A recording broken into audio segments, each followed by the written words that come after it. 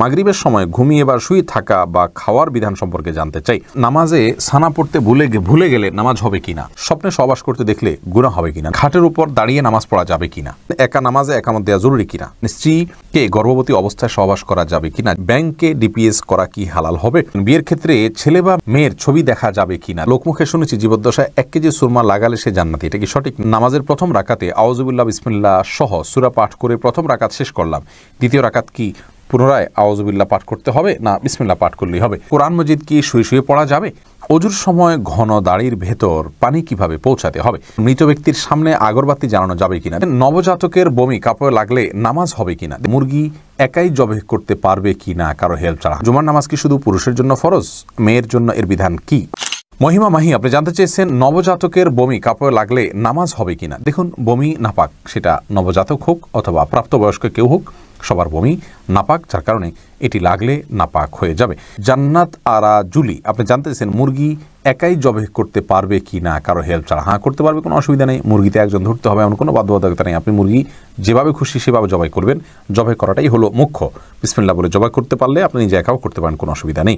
রাজীব হোসেন জানতেছেন জুমার নামাজ কি শুধু পুরুষের জন্য ফরজ, মেয়ের জন্য এর বিধান কি? অথচ হাদিসে নবী মুহাম্মদ সাল্লাল্লাহু আলাইহি ওয়াসাল্লাম বলেন আমি যেভাবে নামাজ পড়ি তোমরাও সেভাবে নামাজ পড়ো। ভাই রাজীব হোসেন, রাসূল আকরাম সাল্লাল্লাহু আলাইহি ওয়াসাল্লাম মেয়েদেরকে বাসায় নামাজ পড়তে বলেছেন, আর বাসায় তো আর জুমা পড়া যায় না, এই জন্য মেয়েদের জন্য জুমা পড়া আবশ্যক নয়, এটি হলো বিশুদ্ধ মত। তবে হ্যাঁ, কেউ জুমা হাজির হয়ে যদি পর্দার সাথে পড়তে পারেন সেটি জায়েজ আছে, কিন্তু তাদের জন্য জুমা আবশ্যক নয়। নুসরাত জাহান ইমু আপনি জানতে চেয়েছেন মৃত ব্যক্তির সামনে আগরবাতি জ্বালানো যাবে কিনা। দেখুন, আগরবাতি মূলত জ্বালানোর নির্দেশ হলো সুঘ্রাণের জন্য, অতএব মৃত ব্যক্তিকে রেখেছেন, তার দেহ থেকে কোনো দুর্গন্ধ আসতে পারে, সেই জায়গা থেকে আপনি কোনো সুঘ্রাণ যুক্ত কোনো কিছু ব্যবহার করতেই পারেন, আগরবাতি জ্বালাতেই পারেন।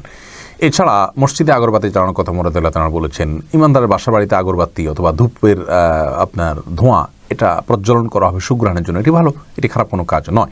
তবে মৃত ব্যক্তির জন্য করতেই হবে এমন কোনো বিষয় নয়। এমনি নাসিমউদ্দিন আপনি জানতে চেয়েছেন অজুর সময় ঘন দাড়ির ভেতর পানি কিভাবে পৌঁছাতে হবে। দেখুন, পানি এভাবে কোষ করে ধরে আপনি যদি এভাবে ভিজিয়ে রাখেন তাহলে সেক্ষেত্রে যত ঘন দাঁড়িয়ে হোক না কেন গোড়ায় চলে যাবে। এরপরে ফারিয়া ইসলাম জানতে চেয়েছেন কোরআন মজিদ কি শুয়ে শুয়ে পড়া যাবে। হ্যাঁ বোন ফারিয়া, কোরআন মজিদ শুয়ে শুয়ে পড়া যাবে, কোরআন মজিদ শুয়ে পড়া যাবে না এমন কোনো কথা কোরআন হাদিসের কোথাও বলা হয়নি, বরং সাধারণ অবস্থায় কোরআন মজিদ পড়া যাবে। তবে কোরআন মজিদের প্রতি কোরআন মজিদকে বুকের মধ্যে ধরে অসম্মানজনকভাবে শুয়ে শুয়ে পড়া উচিত না। আপনি মুখস্থ থেকে পড়তে পারেন, আর সাধারণ অবস্থায় বসে বসে সুস্থ অবস্থায় আপনার কোরআন মজিদ পড়ার চেষ্টা করা উচিত। সাইফুল ইসলাম জানতে চেয়েছেন নামাজের প্রথম রাকাতে আউযুবিল্লাহ বিসমিল্লাহ সহ সূরা পাঠ করে প্রথম রাকাত শেষ করলাম, দ্বিতীয় রাকাত কি পুনরায় আউযুবিল্লাহ পাঠ করতে হবে না বিসমিল্লাহ পাঠ করলেই হবে? দেখুন, সূরা ফাতিহা যেহেতু আপনি নতুন করে শুরু করছেন, এই জন্য আপনি আউযুবিল্লাহ পাঠ করবেন এবং এরপরে বিসমিল্লাহ পাঠ করবেন, কারণ ফাইদা ক্রাআতাল কোরআন ফাস্তাইয বিল্লাহি মিনাশ শাইতানির রাজিম। আল্লাহ তাআলা বলেছেন কোরআন যখন পাঠ করবে তখন তুমি আল্লাহ তাআলার কাছে আশ্রয় চাইবে শয়তান থেকে। এই জন্য প্রথম রাকাতে আপনি সূরা ফাতিহা পাঠ করেছেন, এরপরে আপনি রুকু করেছেন, সিজদা করেছেন, তাসবিহ পাঠ করেছেন, অনেকগুলো কাজ করেছেন, আবার নতুন করে আপনি তেলাওয়াত শুরু করছেন, যার কারণে আপনি এখানে আউযুল সূরা 2টা পাঠ করবেন। বাণী এই আইডি থেকে আপনি জানতে চেয়েছেন খাটের উপর দাঁড়িয়ে নামাজ পড়া যাবে কিনা। যাবে, কোনো অসুবিধা নেই। আপনি খাট হোক আর ভূমি হোক ফ্লোর হোক যে কোনো জায়গায় দাঁড়িয়ে সালাত আদায় করতে পারবেন। আপনি স্বাভাবিকভাবে যদি সালাত আদায় করতে অসুবিধা না হয় তাহলে সেক্ষেত্রে কোনো অসুবিধা নেই। হ্যাঁ, কোনো খাটের উপরে দেখা যায় যে ম্যাট্রেস বা ফোম থাকার কারণে অনেক দূর ডেবে যায়, যার কারণে রুকু সিজদায় তিনি ব্যালেন্স রাখতে পারেন না এবং সুন্দরভাবে সালাত আদায় করতে পারেন না, সিজদা সঠিকভাবে করতে পারেন না। এরকম যদি হয় তাহলে সেক্ষেত্রে তার জন্য খাটে দাঁড়িয়ে সালাত আদায় করা উচিত হবে না, এটা কমপক্ষে মাকরুহ হবে, অপছন্দনীয় হবে, তবে সালাত হয়ে যাবে।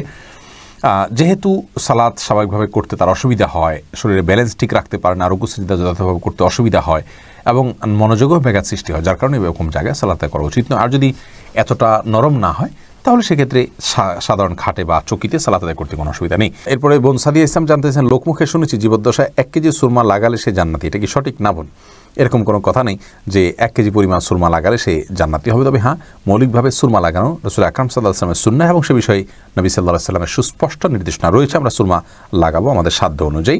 তবে 1 কেজি পরিমাণ লাগাতে হবে এমন কোনো কথা নেই, এটি মন গড়া কথা। আয়েশা আহমেদ আপনি ইউটিউব চ্যানেলে প্রশ্ন করেছেন বিয়ের ক্ষেত্রে ছেলে বা মেয়ের ছবি দেখা যাবে কিনা। দেখুন, ছেলে বা মেয়ের ছবি দেখা যাবে বিয়ের ক্ষেত্রে শর্ত সাপেক্ষে, আর সে শর্ত হলো ছেলে মেয়ের ছবি দেখবে, তার কোনো বাবা অভিভাবক বা অন্য কাউকে দেখাবে না এবং দেখার পর এটি মুছে ফেলবে নিজের কাছ থেকে। এবং মেয়ে ও ছেলের ছবি দেখবেন এবং সেটি ফিতনায় পতিত হয়, ছবি দেখে বাজে চিন্তা হয় বিবাহ ছাড়া আগ পর্যন্ত, সেই সুযোগ যেন না থাকে সেজন্য এটি রিমুভ করে ফেলবেন। এই শর্ত সাপেক্ষে এটি দেখা জায়েজ রয়েছে সম্পূর্ণ বিয়ের নিয়ত যখন পাকাপাকি হয়ে যাবে তখন।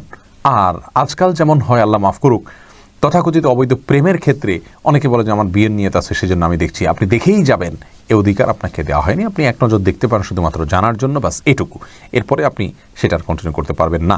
সজল শেখ আইডি থেকে আপনি জানতে চাচ্ছেন ব্যাংকে ডিপিএস করা কি হালাল হবে?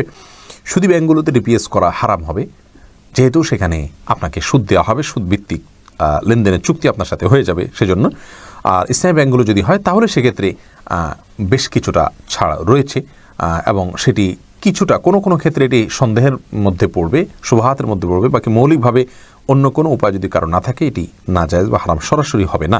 তবে অ্যাভয়েড করতে পারলে সেটাও ভালো, যেহেতু সংশয় বা সন্দেহ সেখানেও রয়েছে। শাহাদাত হোসেন সবুজ আপনি জানতে চেয়েছেন স্ত্রীকে গর্ভবতী অবস্থায় সহবাস করা যাবে কিনা? জি, স্ত্রী গর্ভবতী থাকলে সে অবস্থায় সহবাস করাতে কোনো নিষেধাজ্ঞা নেই। এমডি সোহাগ খান জানতে চেয়েছেন একা নামাজে একামত দেওয়া জরুরি কিনা? জি ভাই, একা নামাজ পড়লেও আপনি যখন একাকী ফরজ নামাজ আদায় করবেন, একামত দিয়ে নামাজ পড়বেন, এই উদ্দেশ্যে কেউ চাইলে আপনার সঙ্গে এসে যোগ দিতে পারে জামাতে।